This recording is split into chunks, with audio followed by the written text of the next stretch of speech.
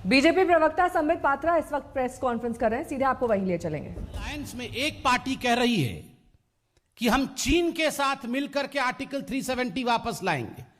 आपको याद होगा फारूक अब्दुल्ला क्या कह रहे हैं।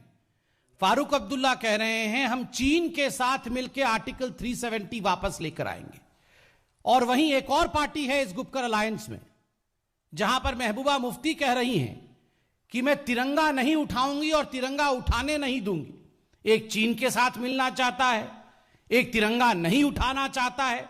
और चिदंबरम जी उसी समय सिंक्रोनाइज करके, ठीक उसी समय जिस प्रकार इस प्रकार के बयान एनसी और पीडीपी द्वारा दिए जा रहे थे, कांग्रेस पार्टी ने ठीक उसी समय चिदंबरम जी के माध्यम से ट्वीट किया था कि अनुच्छेद 370 हटाना यह बहुत ही अनुचित है और हम अनुच्छेद 370 की वापसी चाहते हैं, हम वापस लाएंगे। Just connect the dots my friend.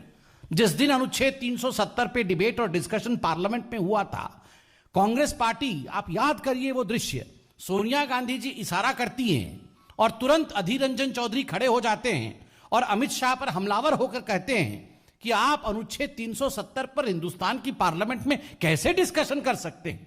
यह तो बायलैटरल मसला है, बिना पाकिस्तान की अनुमति के हिंदुस्तान के पार्लियामेंट में यह डिस्कशन कैसे हो सकता है।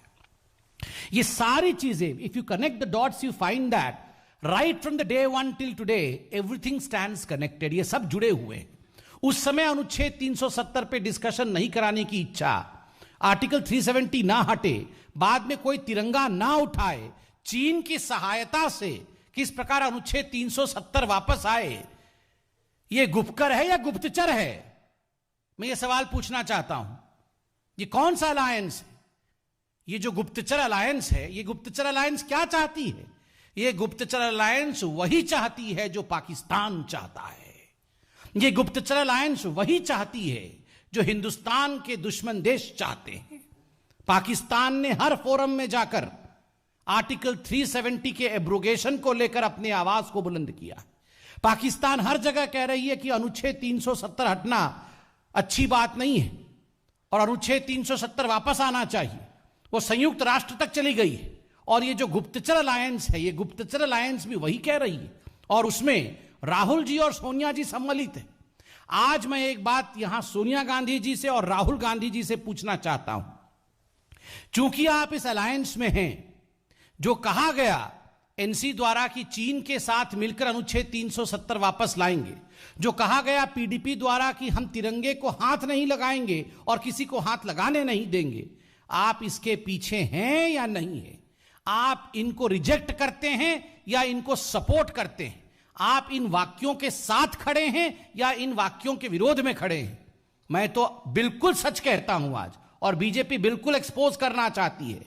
इन सब की सांठगांठ है और राहुल और सोनिया जी के सांठगांठ से ही, चाहे वो पीडीपी हो चाहे फारूक जी हो, इन्होंने इस प्रकार के बयान दिए हैं। जहां तक राहुल गांधी जी का सवाल है, आपने उनका स्टेलार परफॉर्मेंस, विराट परफॉर्मेंस तो देखा ही होगा। बिहार में अभी हुआ है, कितना कमाल का स्ट्राइक रेट रहा है वहां पर। बिहार की जनता ने बिल्कुल स्पष्ट वाक्यों में राहुल गांधी जी को और कांग्रेस पार्टी को कहा है चुप कर, देश के विरोध में ना बोल।